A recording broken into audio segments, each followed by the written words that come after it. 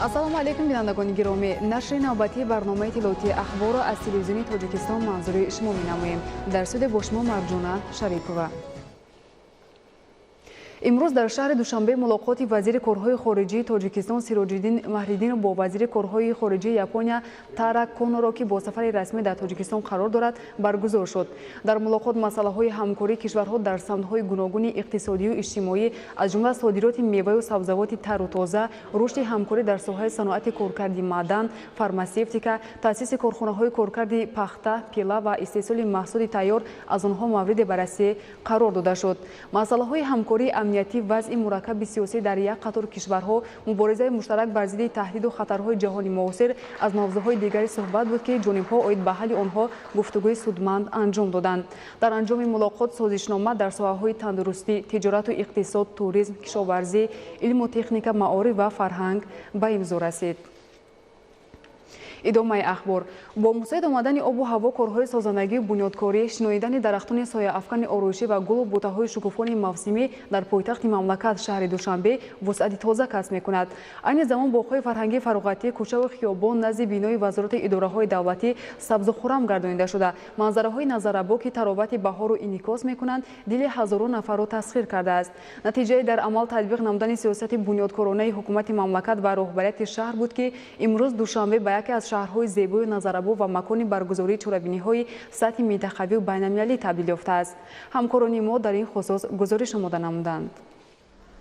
бунёду навсозии роҳҳои нақлиётӣ, сохта ба истифода додани бинову иншооти маъмурию истиқоматӣ ва хизматрасонӣ, таҷдиди боғу гулгаштҳои мавҷуда ва аз навсозии иншооти дигар дар пойтахт дар асоси нақшаҳои мукаммал ва ба таври муосир роҳандозӣ мешаванд, ки натиҷаи заҳматҳои пайвастаи масъулон ва бозгӯи ба роҳ мондани фаъолият ба таври замонавию назорати пайвастаи он аст. умуман дастоварҳо дар пойтахт зиёд ба назар мерасанд ва ин ҳама албатта бо ташаббус ва роҳнамоиҳои роҳбарияти олии ҳукумати мамлакат ба миён омадаанд. иҷрои ӯҳдадориҳо ва роҳандозии нақшаҳои ҷадид дар самти муҳайё сохтани шароити хуби кору зиндагӣ барои сокинон ва ҳам меҳмонон дар пойтахт аз ҷониби масъулони мақомоти иҷроияи ҳокимияти давлатии шаҳри Душанбе бар аъло мушоҳида мегардад. бо дастуру супоришҳои пешвои миллат ва раиси шаҳри Душанбе муҳтарам Рустами Эмомалӣ ҳамарӯза дар ҳудуди шаҳрамон корҳои ободонӣ дар як сатҳи баланд рафта истодааст. хусусан дар рӯзҳои истироҳатӣ ҳама мардум бо як муҳаббати ватандӯстӣ ва самимияти хоса ба кӯчаву хиёбонҳо баромада барои ободу зебо намудани шаҳрамон ба шинондани гулҳои мавсимӣ ва оро додани шаҳрамон машғуланд. худи ҳамин рӯз мо дар ҳудуди ноҳия зиёда аз 25 000 гулҳои мавсимӣ шинондем, ки ҳама ин барои ободу зебо намудани шаҳрамон ва ватани азизамон мебошад. гулҳои рангоранги диққатҷалбкунанда, дарахтони ороишӣ, буттаҳои сарсабз ва дигар зебогиҳои шаҳр ба кас рӯҳу илҳоми тоза мебахшад. бо мусоид омадани обу ҳаво, рӯзҳои истироҳатӣ, масъулин ва сокинони шаҳри Душанбе дар шафати роҳҳо, биноҳои истиқоматӣ ва дигар ҷойҳои фарҳангию фароғатӣ корҳои ободонию рангуборкунӣ ва сабзгардониро вусъат медиҳанд.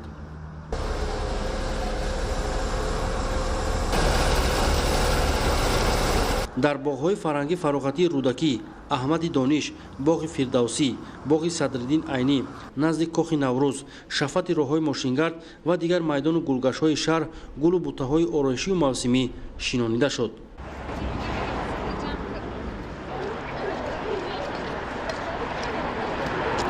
боғҳои фарҳангию фароғатии шаҳри Душанбе бо ҳидояту роҳнамоиҳои асосгузори сулҳу ваҳдати миллӣ, пешвои миллат, президенти ҷумҳурии Тоҷикистон муҳтарам Эмомалӣ Раҳмон ва дастуру супоришҳои шаҳрдорӣ навсозӣ шуда бо шинондани гулу буттаҳои мавсимӣ ободу зебо мегарданд. барои боз ҳам назаррабо гардонидани боғҳои фарҳангӣ фароғатӣ ва дигар майдону гулгаштҳо гулҳои нодири мавсимӣ шинонида мешаванд.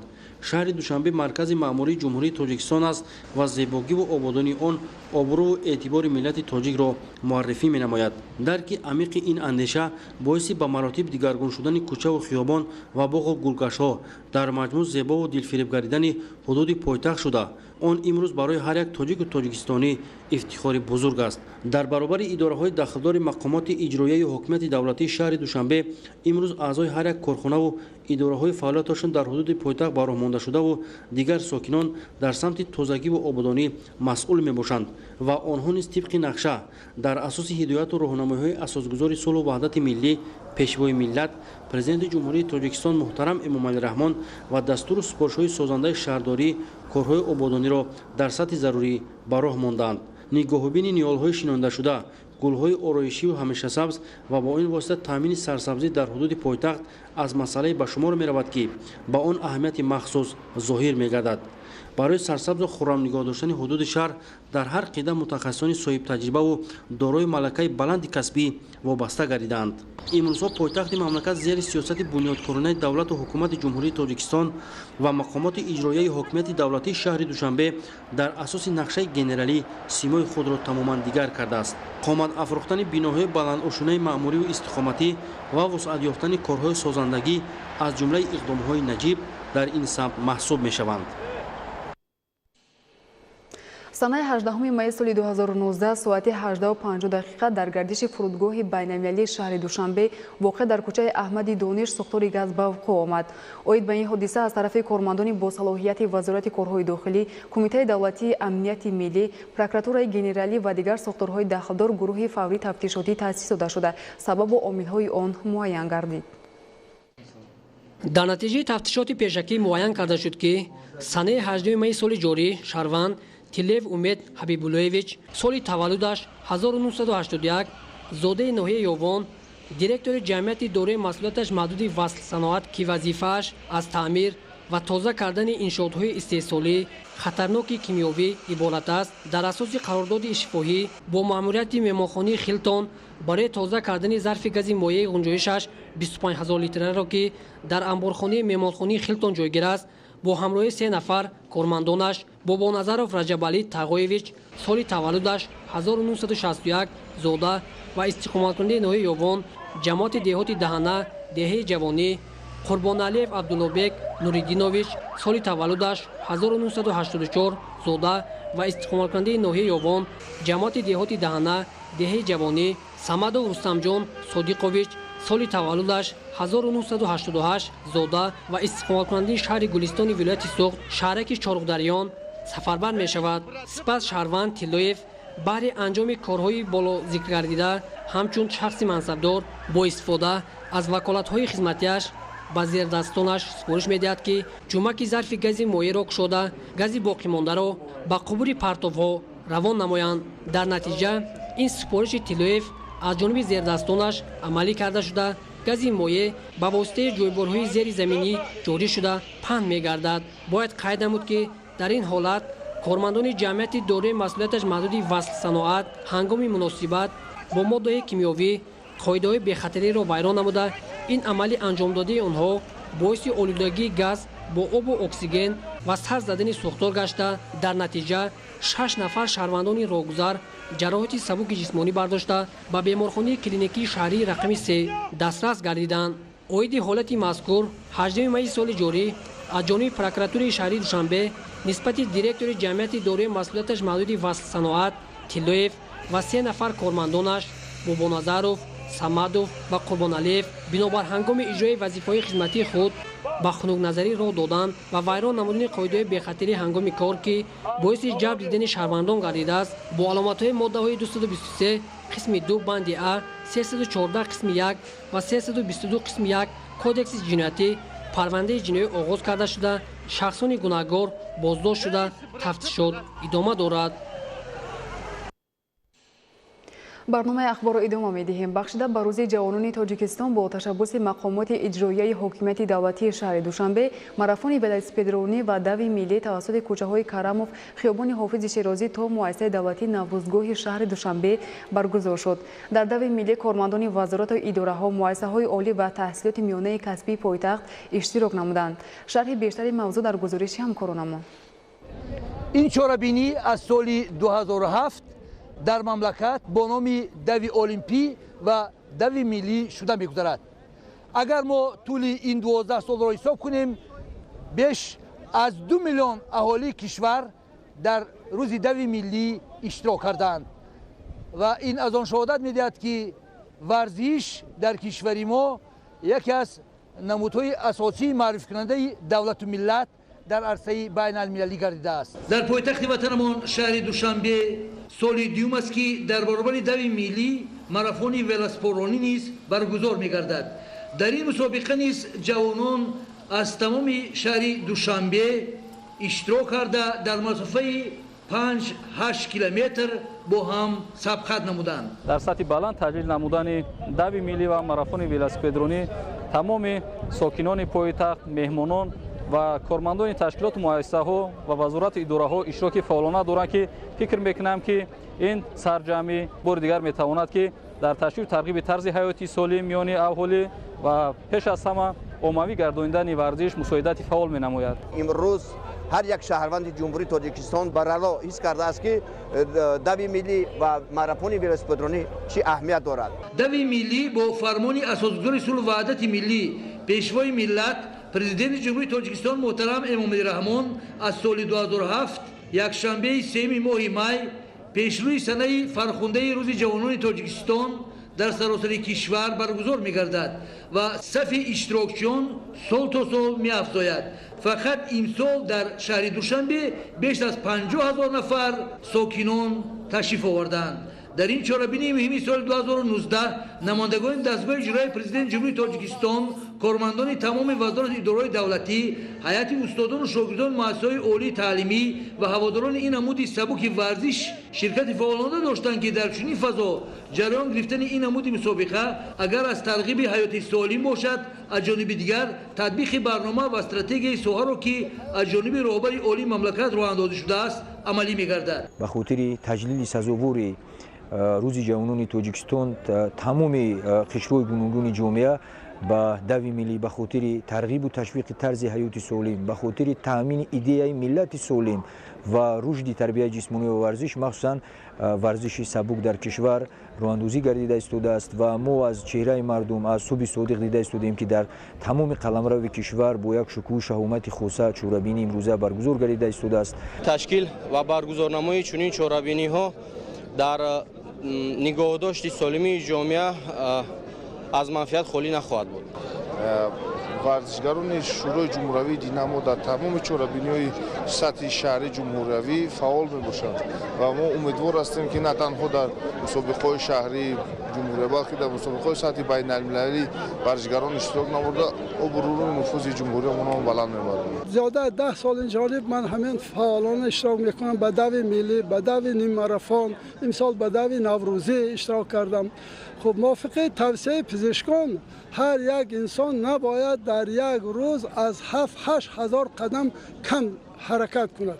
از ساعت 7 صبح تا ساعت 8 مسابقه باشگویی ولسپورانی و از ساعت 8 با استارت یگانه در تمام مملکت روزی دوی ملی با تنتنه تجدید گردید. مسافه دو زیاده است 10 کیلومتر را در بر گرفته.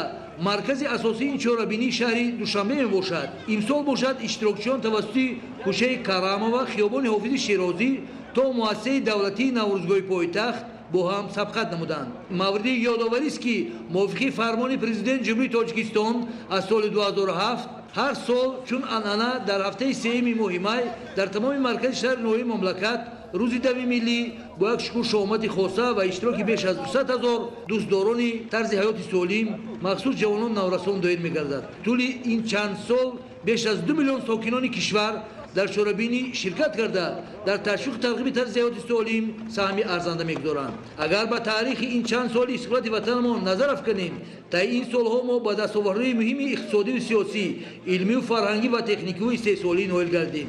باعث فرامندی است که سال به سال ورزشکاران کشور با کامیابی‌های پای در پای خود اعتباری مملکت عزیزمان را در عرصه جهانی بلند برداشته ایستاده‌اند. باعث تذکر است که در برابر وسعت یافتن نمودهای گوناگون ورزش جهانی در کشور اکثر نمودهای ملی همجانب می‌گردند که با این راه هنگام برگزاری جشن‌های ملی و سال‌های تاریخی مشاهده می‌نماییم. بیشک ورزش‌های ملی نیز در ردیف ورزش‌های معاصر در بین مردم خصوصی زیاد داشته برای گسترش طرز حیات سالم مساعدت می‌نمایند. از این رو ما باید هرچی بیشتر کوشش نماییم که عمومیت همه نمودهای ورزش را تامین سازیم. باید ذکر کرد که بخشیده بر روز جوانان تاجیکستان در تمام شهرهای مملکت چرابین‌های مختلف ورزشی ادامه دارند. در شهر و ناحیه‌های ولایت مختار کوهستان بدخشان نیز نمایندگان کسب و کار گوناگون در دوی ملی فعالانه اشتراک نمودند. گزارش همکاران ما در این خصوص با مقصد استقبال سزاوار روز جوانان جمهوری تاجیکستان در سراسر حدود ولایت مختار کوهستان بدخشان مثل دیگر مناطق جمهوری تاجیکستان چورابینی عمومی ورزشی دوی ملی برگزار گردید. بخصوص در شهر خوروغ دایره وسیع اشتراکچیان سن و سال گوناگون را در بر گرفت. از دید متصدیان چورابینی ورزشی دوی ملی مقصد اساسی این عمومی گرداندن ورزش میان جوانان و نورسان رشد و انکشاف آن و ترغیب طرز حیات سالم میان قشرهای گوناگون جامعه به حساب می رود. در چورابینی سابقه‌داران ساحه، کارمندان اداره و مؤسسه‌های دولتی، ساکنان محلی و جوانان و نورسان از روی سن و سال فعالانه اشتراک نموده، هر یک از آنها کوشش نمودند که موافق امکانات مهارت خود را نشان دهند. امروز مردم سربلند و سرفراز بدخشان در دوی ملی فعالانه اشتراک نموده ایستادند. از جمله تمام مؤسسه‌های تعلیمی ولایت مختار کوهستان بدخشان، مخصوصا شهر خاروغ، با کمال احترام در همین دوی ملی اشتراک دارند. جوانان و نورسان بسیار کوشش کرده ایستادند که در همین دوی ملی غالبیت را به دست آورند و سزاوار جای افتخاری گردند. پیش از آغاز دوی ملی رئیس ولایت مختار کوهستان بدخشان یادگار فیضف کل ورزشگران و اشتراکداران این چورابینی ولایتی را با فرارسی روز جوانان تاجیکستان تبریک نمود. قید نمود که با دستور و سپارش‌های پیشوای معظم ملت محترم امامعلی رحمان با مقصد مساعدت نمودن به سالمگردانی اهالی کشور همه ساله با اشتراک همه قشرهای جامعه چورابینی دوی ملی برگزار می‌گردد. ورزش یکی از واسطه‌های بهترین معرفی نمودن دولت و ملت دانسته شده. مردم سعادتمند تاجیک به این ساحه مهم جامعه همچون واسطه مهم بهداشت سلامتی و تشکل طرز حیات سالم میل و رغبت بی‌اندازه دارند. اشتراک فعالانه تمام طبقه‌های جامعه در این روز بار دیگر از آن شهادت داد که نسل جوان از ایام خردی پیرو ساحه ورزش و انتخاب طرز حیات سالم به حساب رفته اشتراک فعالانه در چنین چورابینی‌ها را مایه افتخار می‌دانند. چورابینی دوی ملی از میدان غلبه آغاز گردیده تا میدان اسماعیل سامانی ادامه داشت. اشتراکداران از روی سن و سال به گروه‌ها جدا شده تا نقطه آخری مرا حرکت نمودند. برخی از اشتراکچیان مهارت خوب ورزشی نشان داده موافق سن و سال فاصله معین را پس سر نموده اولین شده به مرا رسیدند و جایهای نمایان را اشغال نمودند. نتیجه دوی ملی در میدان اسماعیل سامانی جنبست گردید. رهبریت شهرداری شهر خوروغ غالبان چورابینی ورزشی دوی ملی را برای اشتراک فعالانه‌شان تبریک نمود. سپس مراسم تحفه سپاری به غالبان چورابینی ورزشی دوی ملی دایر گردید. از بس که در دوی ملی 5 گروه از روی سن و سال اشتراک نمودند، به هر یکی از آنها شخصانی که در گروه‌هایشان مهارت خوب ورزشی نشان داده غالب دانسته شده تحفه‌های خاطروی سپرده شده با افتخارنامه‌های ریاست کار با جوانان و ورزش ولایت مختار کوهستان بدخشان قدردانی گردیدند. ساکنان شهر و ناحیه‌های ولایت سوخت امروز در دوی ملی فعالانه شرکت ورزیدند. این بیانگر توجه همگان به سالمی و بردمی عمومی گردیدن ورزش و تربیت جسمانی میباشد. در دوی ملی در شهر خوجند زیاده از 20,000 نفر ساکنان سن و سال گوناگون شرکت ورزیدند. گزارش محمود احمدزاده و دلشاد یوسفی. مراسم عمومی دوی ملی در شهر خوجند با برگزاری جمع در نزد مجمع ورزشی حوض شناوری خیابان اسماعیل سامانی با اشتراک نمایندگان سرشمار ساکنان، هواداران ورزش و تربیت جسمانی و سالمگردانی برگزار شد که در آن رهبریت ولایت سوخت نمایندگان بخش جوانان و ورزش تاکید داشتند که با دستگیری و توجه همیشگی حکومت جمهوری و اساسگزار صلح و وحدت ملی پیشوای ملت محترم امامعلی رحمان در ولایت سوخت به بنیاد مجمع‌های ورزشی تعمیر و تجدید از نوسازی و مجهزگردانی برای برگزاری مسابقه‌ها، مشق‌ها، تشکیل و فعالیت کلوب‌های ورزشی و تربیت جسمانی امکانات وسیع پیدا شد و این اساس عمومی گردیدن ورزش و تربیت جسمانی در ولایت سوخت میباشد. در جمع قید گردید که در شهر و ناحیه‌های ولایت سوخت دوام 4 ماه سال روان 124 انشاءات نوی ورزشی به مبلغ 39 میلیون سامانی از حساب بودجه دولتی سهم صاحبکاران ساخته به استفاده سپرده شدند. این شرایط‌های مهیا گردیده برای جوانان امکانات خوب در آب و تاب بدن، تکمیل تجربه و مهارت و راه یافتن و اشتراک کردن در مسابقه‌های جمهوریوی و بین‌المللی میباشد. دوی عمومی ملی در شهر خوجند با همین روحیه قناعتمندی از توجه دولت و حکومت جمهوری تاجیکستان و رشد ورزش، تربیت جسمانی و سالمگردانی شهروندان با اشتراک سرشمار نمایندگان سن و سال، کسب و کار گوناگون از موضع مجمع انشاءات ورزشی شهر خوجند آغاز یافت. آن در 3 مرحله در مسافه‌های 3، 5 تا 10 کیلومتر از روی سن و سال، نورسان، بانوان و کلانسالان از روی دوچرخه‌رانی دویدن در خیابان به نام اسماعیل سامانی تا خیابان به نام ابو عبدالله رودکی صورت گرفت. در این چهاربینی مهم سالمگردانی و جلب همگان به ورزش بیش از 20,000 نفر ساکنان سن و سال گوناگون اشتراک نمودند. дар дави миллӣ дар вилояти суғд кормандони ташкилоту идораҳо, донишҷӯёни коллеҷу донишгоҳҳои олӣ ки аз рӯи равияҳои гуногун таҳсил менамоянд фаъолона ширкат варзиданд. ҳамагон дар давидан маҳорати худро нишон дода собит сохтанд ки давидан ин бардамию солимӣ ва нерӯи қавӣ мебошад.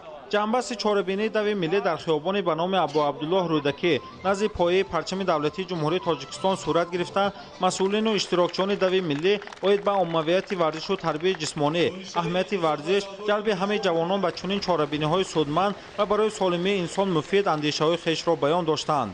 дар хотимаи чорабинӣ ғолибон ва иштирокчиёни фаъоли дави миллӣ бо тӯҳфаҳои мақомоти иҷроии ҳокимияти давлатии вилояти суғд ва риёсати ҷавонон ва варзиш сарфароз гардонида шуданд. маҳмуд аҳмадзода, Илёси Бобоҷон, вилояти суғд барои барномаи ахбор. дави миллӣ ва марафони велосипедронӣ ки ҳамасола бо иқдоми асосгузори сулҳу ваҳдати миллӣ пешвои миллат президенти ҷумҳурии Тоҷикистон муҳтарам Эмомалӣ Раҳмон дар саросари кишвар бо шукӯҳу шаҳомати хос баргузор мегардад, боз ҳам аз оммавӣ шудани ин риштаҳои варзиш дар мамлакат дарак медиҳад ки ин бар самти кори беҳтари масъулини соҳаи варзиш ва мустаҳкам намудани солимии ҷомеа асос мегузорад. дар доираи анъанавӣ гаштани пойгаи ҷумҳуриявӣ сокинони 8 ҷамоату шаҳраки ноҳияи айнии вилояти суғд низ барои иштирок дар дави миллӣ ба макони баргузории ин чорабинии оммавӣ ҳозир шуданд. тибқи нақшаи тақвимии кумитаи тадорукот дави миллӣ дар масофаҳои 1000, 1.5 ва 2000 метр миёни ҷавонону наврасон ва қишрҳои гуногуни ҷомеа сурат гирифт. миёни ҷавонон Фаррухи Урун соли сеюм аст ки маҳорати баланд нишон дода ба гирифтани мақоми ифтихорӣ ноил гардид. Муродбек Гулназаров ва Ҳусейн Саидов миёни иштирокдорон ба гирифтани мақоми дуюму сеюм шарафёб гардиданд. ҳамчунин миёни бонувон Шаҳноза Норова, миёни кормандон Дониёр Аслонов дар миёни ҳамроҳони худ бо ҷаҳду талош аввалин шуда хатти марраро убур намуданд. марафони дучархаронӣ ки таи солҳои охир ба ҳукми анъана даромадааст, ҳадаф аз он рушду равнақ додани ин намуди варзиш ва ҷалби кӯдакону наврасон ба машғулиятҳои солимгардонӣ мебошад. ҳамзамон оммавӣ гаштани дучархаронӣ барои пешгирӣ аз истифодаи ғайри мақсадноки нақлиётҳои гуногун низ таъсир гузошта метавонад. тибқи нақша чорабиниҳои бахши кор бо ҷавонон ва варзиши ноҳияи айнӣ дар арафаи таҷлили рӯзи ҷавонони Тоҷикистон ҳамчунин мусобиқаи шоҳмод миёни бонувон баргузор гардид ки ҳадаф аз он дарёфти чеҳраҳои зираки шоҳмодбоз дар ноҳия мебошад. ҷанбаси натиҷаи дави миллӣ ва марафони велосипедронӣ дар шафати қасри фарҳанги ноҳия баргузор шуд. гуфта шуд ки ҳадаф аз баргузории чорабинии варзишӣ таъмини фаъолонаи ҷавонон сокинони кишвар дар ҳаёти сиёсӣ, иҷтимоӣ, иқтисодӣ ва фарҳангии мамлакат баландбардоштани мавқеи устувори ҳар як фард дар самти худшиносиву худогоҳӣ, пайравӣ ба фаъолият ва хизматҳои шоёну хастанопазири асосгузори сулҳу ваҳдати миллӣ пешвои миллат президенти ҷумҳурии Тоҷикистон муҳтарам Эмомалӣ Раҳмон ва ифтихор аз кишвари биҳиштосод Тоҷикистони соҳибистиқлол мебошад. дар охир ба пейсафон ва иштирокчиёни фаъоли дави миллӣ тӯҳфаю ифтихорномаҳои бахши кор бо ҷавонон ва варзиши ноҳияи айнӣ спорида шуд. дар маркази вилояти Хатлон шаҳри Бохтар дави миллӣ бо иштироки зиёда аз 5000 нафар ҷараён гирифт. сокинони шаҳру ноҳияҳои вилоят масофаи аз 3 то 5 километрро тай намуданд. дар ин хусус гузориши ҳамкорони мо.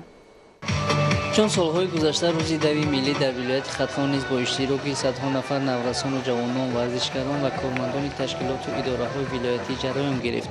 масофа барои давидан аз 3 то 5 километр муайян гардида буд. рӯзи дави миллӣ аз номгӯи чорабиниҳои варзишиест ки ҳамасола дар ҳамин айём баргузор гардида шавқу рағбати дӯстдорони варзишро бештар мегардонад. бо тай кардани масофаи бештар аз 1.5 километр маълум шуд ки варзишгарони асил метавонанд ба фатҳи қуллаҳои мурод муваффақ карданд. аҳамияти ин дав ба хотири пеш аз ҳама ташаккули тарзи ҳаёти салим, оммавӣ гардидани дав дар сатҳи ҷумҳурӣ ва ҳамчунин дарёфти беҳтарин даванд ва пешниҳоди он ба дастаи якачини вилоят ва ҷумҳурӣ мебошад. сол то сол соҳаи варзиш дар вилояти Хатлон таҳким ёфт. дастпарварони мактабҳои олии маҳорати варзишӣ шарафи вилояту ҷумҳуриро дар арсаи олам баланд мебардоранд. зимни ҷамъомад ва ҷанбасти чорабинии роҳбарияти вилояти Хатлон аз дастгириҳои пешвои миллат нисбат ба соҳаи варзиш изҳори андеша карда афзуданд ки дар 2-3 соли охир дар шаҳру ноҳияҳои вилояти Хатлон 17 муассисаву иншооти соҳаи варзиш сохта ба истифода дода шуданд.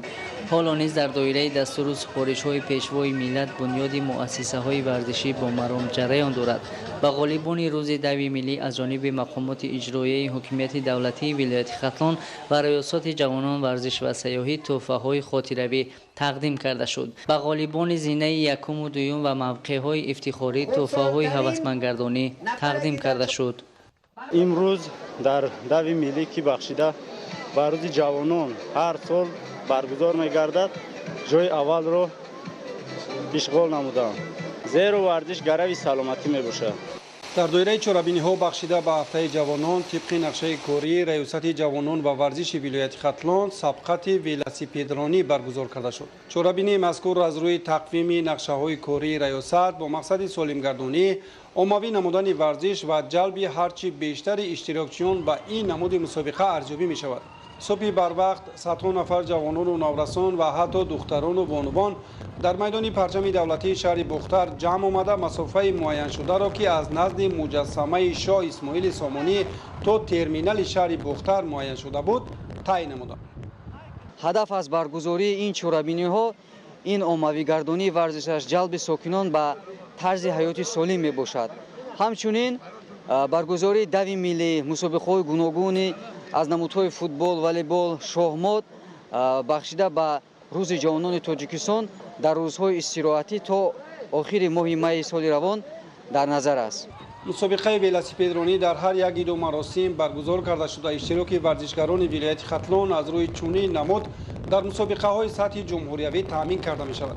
طور ذکر گردید چنین سبقت ها با نظرداشت ترغیب و تشویق طرز حیاتی سالم، جلب هرچی بیشتر جوانان و نورسان به این نمود سبقت و قوی نمودن علاقه دوستی میان شرکت کنندگان آزمون مساعدت فعال می کند. در فضای تنتنوی نمایندگان بخش جوانان و ورزش ولایت ختلان به 3 نفر غالبان جایهای اول و افتخاری، دیپلم، افتخارنامه و تحفه‌های تأسیس نموده مقامات اجرایی حکومت دولتی ولایت ختلان را تقدیم نمودند. من از خود باوری داشتم که در این ولا ماراتون سزاوار جای اول میگشتم، چون که پای در پای 2 مرتبه اگر این مرتبه 3 مرتبه میشود سزاوار جای اول گشتم. روزی دوی ملی در ناحیه دنغره با چورابینی ایدونای ورزشی تبدیل یافته. جوانان و نورسان، کلانسولان و بانوان و دیگر کارمندان تشکیلات و مؤسسه‌های ناحیه با تن لباس ورزشی برای اشتراک نمودن در این چورابینی عمومی جمع آمده بودند. بعد تبریکات نماینده مقامات اجرایی حکومت دولتی ناحیه با اشتراک عمومی وسیع دویدن به مسافت 3 و 5 کیلومتر آغاز گردید. مقصد اساسی چورابینی مذکور تشویق طرز حیات سالم، مستحکم نمودن دوستی و برادری در بین جوانان و نورسان و با این راه اعتراض جوانان بر ضد عامل‌های نامطلوب میباشد. از روی نتیجه دو و اطلاع داوران معلوم گردید که بین جوانان در مسافه 5 کیلومتر محمد علیف شرف سزاوار جای اول، اکبری بهرام جای دوم و جای سوم را باشد